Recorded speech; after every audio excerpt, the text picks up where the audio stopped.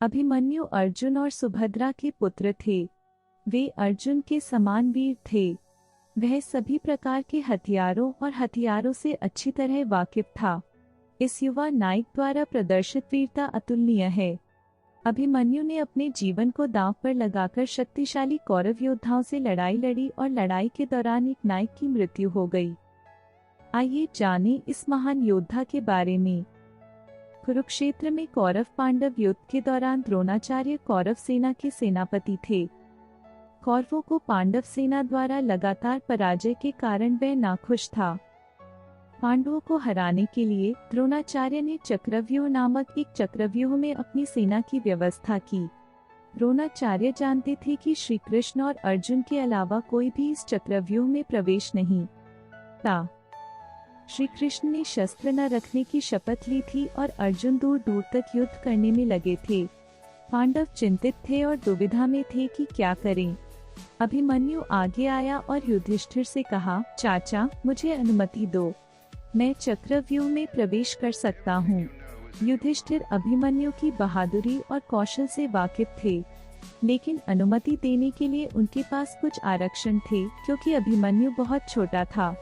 जब एक चिंतित युधिष्ठिर ने अभिमन्यु को ऐसा करने से रोकने की कोशिश की तो बहादुर लड़के ने अपने चाचा से कहा कि वह उसकी चिंता न करें। अभिमन्यु के आग्रह पर उसने अनिच्छा से अपनी स्वीकृति दे दी। उस समय बहादुर अभिमन्यु केवल 16 वर्ष के थे। युधिष्ठिर और अन्य पांडवों से आशीर्वाद लेने पर अभिमन्यु कौरवों द्वारा स्थापित चक्रव्यूह में प्रवेश कर गया। 16 साल का यह बालक वह करने में कामयाब रहा जो पांडव सेना के अन्य महान रथियों ने नहीं किया था।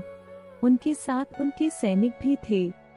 लड़ते लड़ते वह भूल भुलैया के अंदर और गहराई में चला गया, लेकिन कौरव सेना के भयंकर योद्धाओं द्वारा अवरुद्ध किए जाने के कारण उसके सैनिक उसका पीछा करने में असमर्थ थे।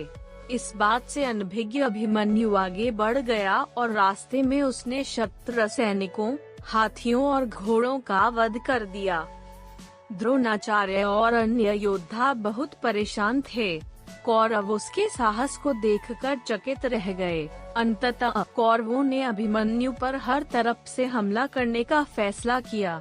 इतने सारे कौरव योद्धाओं ने जवान लड़के को घेर लिया और उसे आत्मसमर्पण करने के लिए मजबूर करने की कोशिश की, लेकिन अभिमन्यु नहीं माने और अनुकरणीय साहस के साथ उन सभी का मुकाबला किया। अभिमन्यु लड़ते लड़ते बेहोश हो गया।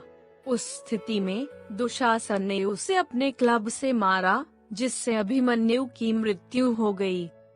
शक्तिशाली कौरव योद्धाओं को पीड़ा देने वाले युवा लड़के अभिमन्यु की वीरता से मृत्यु हो गई। जयद्रथ ने बेशर्मी से अभिमन्यु के सिर पर लात मारी। जयद्रथ के अभिमन्यु की लाश को लात मारने के अपमानजनक व्यवहार से पांडव क्रोधित हो गए थे। अगले दिन सूर्यास्त से पहले अर्जुन ने तुरंत जयद्रथ को मारने की शपथ ली। अर्जुन ने अपनी शपथ पूरी करके अपने पुत्र की मृत्यु का बदला लिया। बच्चों, ऐसी होनी चाहिए बहादुरी और साहस। अभिमन्यु ने अपनी छोटी उम्र में अद्वितीय वीरता का प्रदर्शन किया। बहादुरी से सब कुछ हासिल किया जा सकता है।